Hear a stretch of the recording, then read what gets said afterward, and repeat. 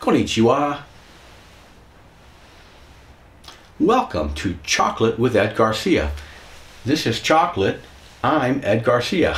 The best part of Chocolate with Ed Garcia is sharing some chocolate. Let's have a simultaneous chew. Let's eat some chocolate at the same time. Get your chocolate. You have it. I know it's in your desk or in your purse. Get your chocolate. Okay. And bring it near your mouth. Let's eat it at the same time. Ready? Here we go.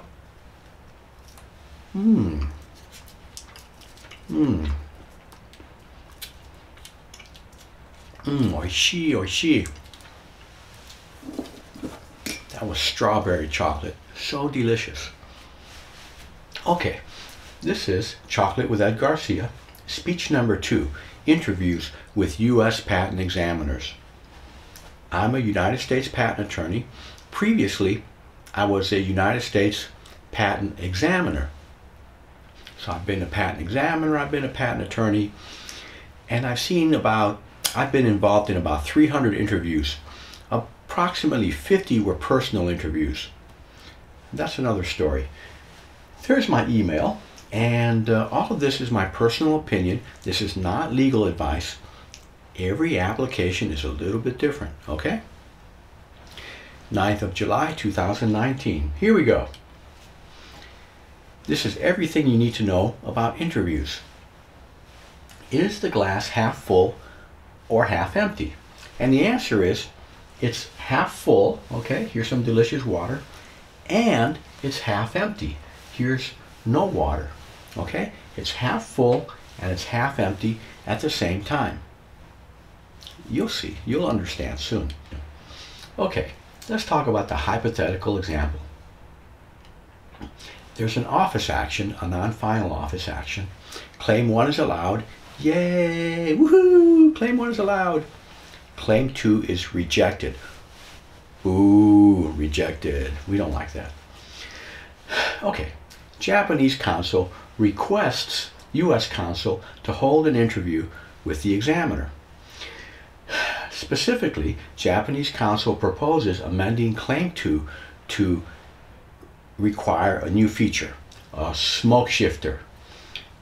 If you don't know what a smoke shifter is, let's talk about it. I have some good stories about smoke shifters. But for now, the important thing is a smoke shifter is a feature that was not in the claims previously. It's a new feature with respect to the claimed invention, okay? It might be in the specification, but it was not in the claims. Therefore, the examiner did not search for this feature when he wrote his rejection of claim number 2. Now, interviews can be a little bit complicated because there are 4 parties. There are 4 different people involved in this game, this interview game. There is the client, or Japanese company in this case. There is Japanese counsel. There is the United States counsel, and there is the examiner. Okay, 4 people, and they all have different ideas. They all have different things they want to do. Let's look at the instructions from the Japanese counsel to the United States counsel. And they say, please have an interview with the examiner to obtain the examiner's opinion about our proposed amendments. Now that sounds like a very reasonable thing, but we're going to learn why it just does not work very well. Now let's consider a few notes here. Note 1. Notice, Japanese counsel does not ask the U.S. counsel's opinion. Okay? They ask the U.S. counsel to ask the examiner's opinion, but they don't bother asking the U.S. counsel's opinion. Now, I think that's just funny. You have a U.S. patent attorney and you don't care what he says, you just ask him to talk to the examiner. It's interesting. Note number 2. Should the person proposing the amendment provide a prediction of the percentage of success, the probability of success, right? The person writing the amendment, proposing the amendment, that person should have, you would think, read the specification carefully, right? Read the office action carefully, read the cited references, that were used to reject the claims carefully. So that person proposing the claim, you would expect them to have a reasonable idea about whether or not this proposed amendment, this new feature, has a good chance of being allowed, right? That's the person proposing the amendment. The person proposing the amendment should think that the amendment will be allowed, right? They should think that. If they don't think that, then perhaps we have a problem. Okay, let's look at the applicant or the client's goals. The applicant wants to pay United States Counsel about 1 hour, let's say, for example, $600 US to perform an interview. And what do they want from this interview? What they really want is a prediction regarding the proposed amendments. They want to know whether the examiner thinks the proposed amendment will be allowed. That's really what they want to know. But the examiner will not give that opinion. Okay, he will not make that prediction. That's really not his job. Now, if I talk to the examiner, I can get this information from the examiner because I'm a former examiner and I'm very good at this. But generally, the examiner does not want to give that information because it causes problems for him. Now, there are also indirect costs. There are Japanese counsel costs, there are other costs due to delays, etc. Further, there's some danger here. Now, I'm the only person I know that has publicly discussed these dangers. The danger is that an interview may cause problems. An interview might not save you money. It might not reduce the number of office actions. It might not do good things, but it may actually cause problems. And I'm going to discuss how an interview can cause problems and can cost you money. Additional money that you weren't thinking about. Okay, let's look at the U.S. Counsel goals. The first thing the U.S. Counsel wants to do is to keep his job. He's usually a patent associate at frequently a large firm in the D.C. area that specializes in what we call foreign prosecution, prosecution of U.S. applications for Japanese and for Koreans in particular. So he has to keep his boss happy, and it's hard to do. Additionally, he wants to not lose time, okay? He wants to perform everything associated with this interview in 1 hour or less. Consider all the things that he must do. There are really many administrative tasks that must be performed. So, to summarize, really there's about 10 minutes of real preparation, really reading the claims and perhaps reading the office action before the interview. Now, my impression is that many Japanese companies and Japanese attorneys think that the U.S. attorney has 45 minutes of studying and preparing hard for the interview, you know, reading everything, and 15 minutes of discussing with the examiner. But that's not true. Look at all of these tasks that must be performed. There's no way to avoid these tasks for a relatively small amount of time, 1 hour. Now, usually the U.S. Counsel, of course, is usually an attorney. He may be a patent agent, but if he's an attorney, he must zealously represent the client. Zealously. What does that mean? Eagerly, trying hard to fight for the client. Get everything you can for the client. Now, many law firms, most law firms, interpret this as continue prosecuting the application forever, at any cost. So, it's rejected, well, you file a response. It's rejected again, well, you file another response. You add some features. It's rejected again, maybe you file an RCE and pay money for the RCE and file another response, add another feature. It's rejected again. You just keep fighting year after year after year after year, whether or not you think there's any chance that this application will ever be allowed. Okay? You just keep fighting until the until the Japanese client says, please stop. Okay, I give up.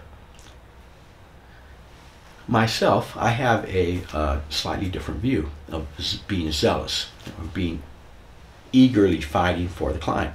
I think about the client's money, and if I think an application will not be allowed, maybe it only has 1% chance or 2% or 5%, I may suggest to the client that perhaps we should consider abandoning this application, right?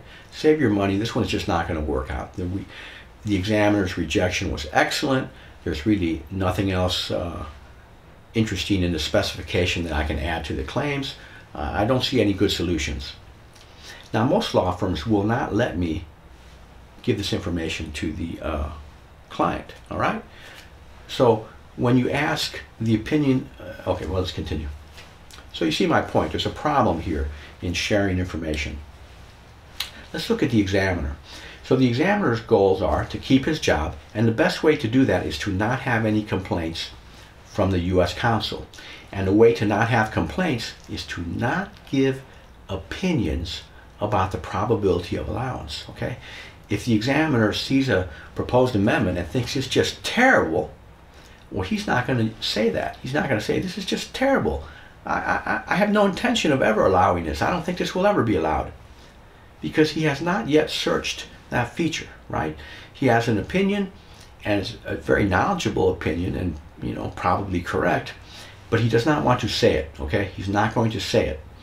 The reverse is also true. If the examiner thinks this will probably be allowed after he makes his search, he has a good feeling, it looks like a very interesting feature, he's also not going to say this, because if he says to the U.S. counsel, wow, this looks really good, this has a very high chance of allowance, and then the office action is filed with the amendment, and then the examiner finds something that prevents him from allowing it. He rejects it. Well, now the U.S. counsel may be very upset. He may call the supervisor. Oh, the examiner is bad. The examiner said he was going to allow it. He tricked me. He made me waste my money. It's a bad examiner. Bad examiner. Seriously. So the examiner does not want to take the risk of predicting whether or not a new feature will be allowed or not allowed. Even though the examiner is very knowledgeable, he can probably make a pretty good prediction, but he's not going to do it. He's not going to do it. Similarly, the U.S. patent attorney, most of them will not make a prediction, right? Okay, now let's talk about the reporting letter. The interview happens. It's a very normal interview, nothing unusual. This is a very common outcome. So, United States counsel says the glass is half full. Oh, lots of delicious, cool water. Very nice. Specifically, the United States counsel says the examiner agreed to withdraw the rejection. Oh, that sounds good. And also says the examiner must, however, conduct an updated search to confirm allowance. Okay. And he says, we enclose a proposed response. Let's consider each of these things in more detail. The examiner agreed to withdraw the rejection. Well, that really can't be true because no response has been filed. At best, the examiner might have agreed that if this response is filed, this amendment is filed in a response with this new feature, that will overcome the previous references, okay? But there may be a new rejection, there may be a new anticipation rejection, or a new obviousness rejection, or a new indefiniteness rejection. There may be new rejections. So this cannot be quite accurate. It's not quite accurate. Let's go to the next thing. The examiner must, however, conduct an updated search.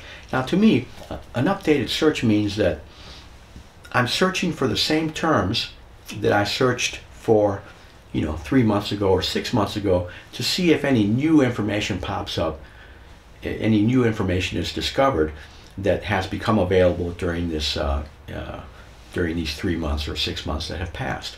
I'm updating the search with the same search terms. Now, that's a rather strict interpretation, but that's my initial interpretation, and that's the terminology, that's the interpretation most examiners would have for this.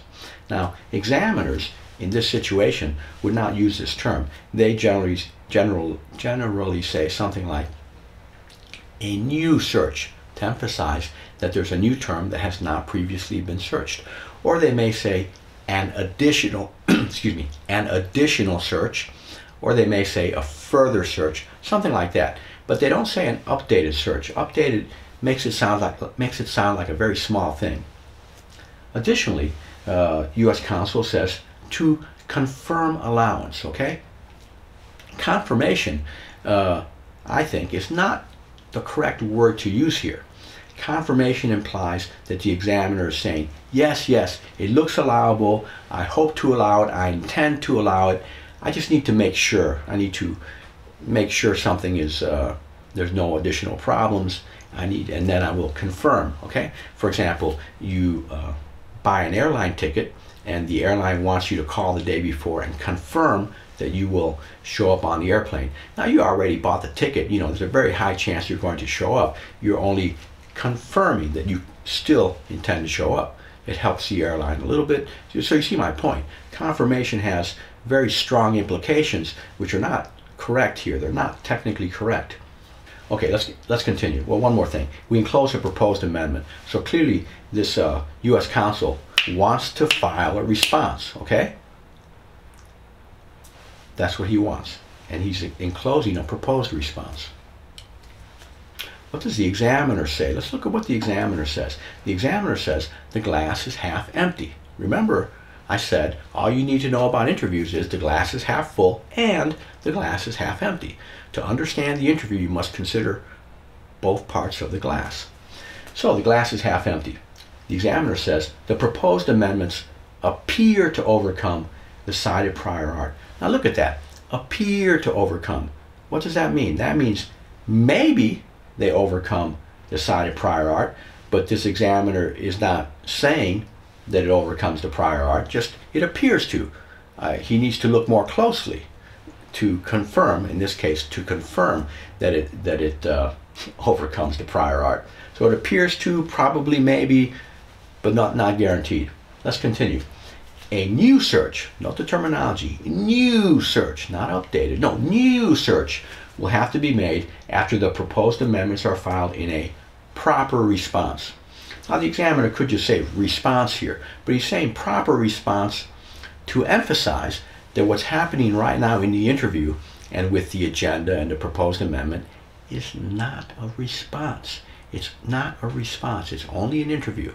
And the examiner has not and will not, and frankly should not, perform a search on a new feature for a proposed amendment for an interview. It takes too much time. He's not going to do it. Never. Okay, I never did it as an examiner, and I've never seen an examiner do it.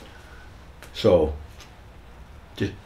having an interview to discuss a proposed new feature is generally not useful. Let's continue. The examiner also says no agreements were reached. Okay? No agreements were reached. This examiner is certain no agreements were reached because he wrote it down. Okay? He was there. He was at the interview, and he writes no agreements were reached. What? No agreements were reached? U.S. counsel said the examiner agreed to withdraw the rejection. No. That's not what the examiner says. The examiner writes all of this and ends it with no agreements were reached. Right? He's very clear, no agreements were reached. Now, what's the Patent Office going to say if the Patent Office looks at an interview summary by the examiner that says no agreements were reached and looks at a substance of interview letter by the U.S. counsel that says the examiner agreed? Well, I know what the Patent Office is going to say. The Patent Office is going to say, we pay the examiner, and the examiner, similar to a judge, we're going to believe what the examiner says. So if there's a conflict between what the attorney says and what the examiner says, let me suggest that you follow the example of the U.S. Patent Office. So the U.S. Patent and Trademark Office gives the examiner 1 hour of what they call non-examination time. That's like production credit. For simplicity, let's call it 1 hour of pay. They give the examiner 1 hour of pay for an applicant-initiated interview. Okay, well, that's some encouragement. That's 1 hour of pay, but it's not 2 hours of pay, right? The Patent Office doesn't think an interview is very important, or they would give the examiner 2 hours of pay so he could be better prepared, but they don't. So they think the applicant-initiated interview is only a little bit important, only worth 1 hour, just 1 hour, right? Well, what about an examiner-initiated interview? If the examiner thinks, hey, let's talk to the applicant, let's make some small changes, maybe fix some indefiniteness, and we'll get this thing allowed right now, today. Well, the Patent Office will give the examiner 0 hours. 0 hours for an examiner-initiated interview. 0 hours. So the Patent Office does not encourage examiner-initiated interviews, right? If they did, they'd give the examiner something, at least a half an hour, something, but no, 0 hours. The Patent Office does not encourage examiner-initiated interviews, right? Despite what they said back here. It says they encourage the use of interviews. That's not quite true. They encourage applicant-initiated interviews a little bit, but they don't encourage examiner-initiated interviews. Conclusion. The best reason for having an interview is when the examiner has denied or found non-persuasive your strong and complete written arguments. Okay? In this case, there's been an office action with a rejection. You've made an argument, a strong written argument. The examiner has read the strong written argument and said, no, it's not persuasive. So the second office action maintains the rejection. This is a perfect situation for a telephone interview because everything is very clear. The examiner does not have to search anything, right? And by the way, in this situation, I like getting the supervisor, requesting that the supervisor attend the interview. Yeah, I like having supervisors. The worst reason for an interview is to discuss new features that have not yet been examined, like in the hypothetical example that I just gave. Okay, the examiner will not search a new feature as part of preparation for an interview. He will not do it. There's not enough time. As I said, I like to perform a little bit of data analysis for each of my speeches. For this speech, I looked at 40 applications that were published between 2014 and 2016 for a mid-sized Japanese client. There were many more than 40 applications, but I chose 40 randomly over a course of 2 years just to try to get some randomness. Of these 40 applications, there were 31 interviews, which is an average of 0.78 interviews per application. Now, some had 2 interviews, but on average, 0.78. Now, I read all these interview summaries, and I read the related areas of the prosecution history, the office action that triggered the interview, and sometimes the next thing that happened, the response, etc. So I looked through these prosecution histories relatively carefully. My analysis is that only 4 of those interviews should have been held. Okay? Only 4 of those interviews should have been held. The remaining 27 should not have been held, in my opinion. Now, I'm pretty strict about having interviews, right? Some people may have them more often, but the point is, in my opinion, only 4 should have been held, which is 0.1 interviews per application. Let's consider the expenses involved here. If there are 100 applications per year and $1,000 per interview, 600 for the U.S. counsel, a few hundred for the Japanese counsel, a few hundred for other related expenses, decrease in loss of life of the patent, perhaps an information disclosure statement, an extension of time.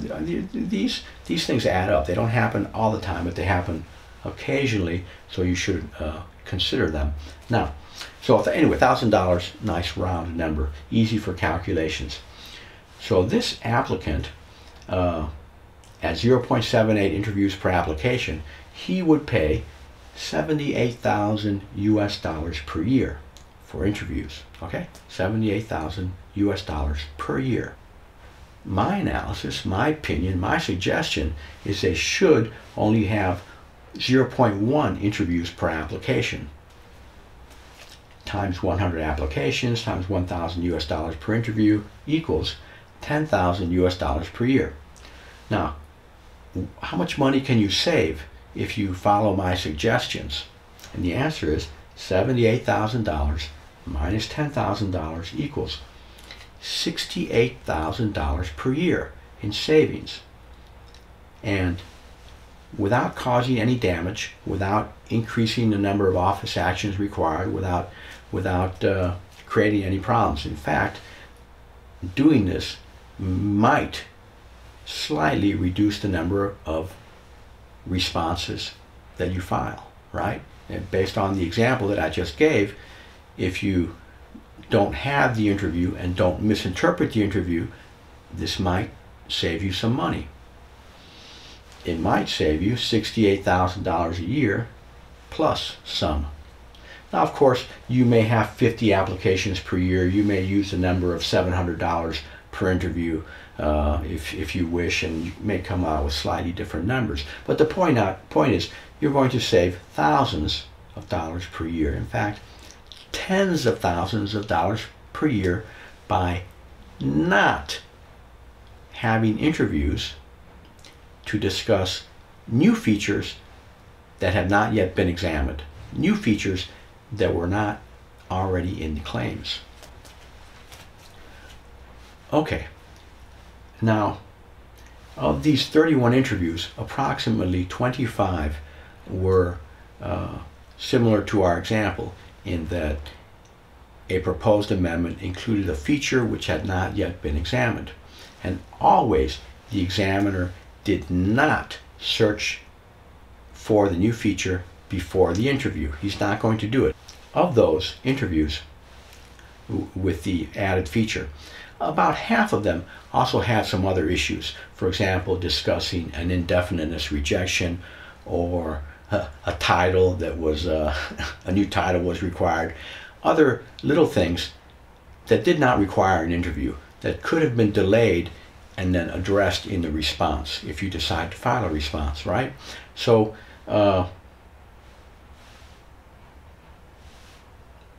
I stand by my statement that only 4 of these interviews were useful out of 31, so an average of 0.1 interviews per application. Okay, this is the end of Chocolate with Ed Garcia, speech number 2, interviews. This was the best speech ever. Yes, it was. This was the best speech ever.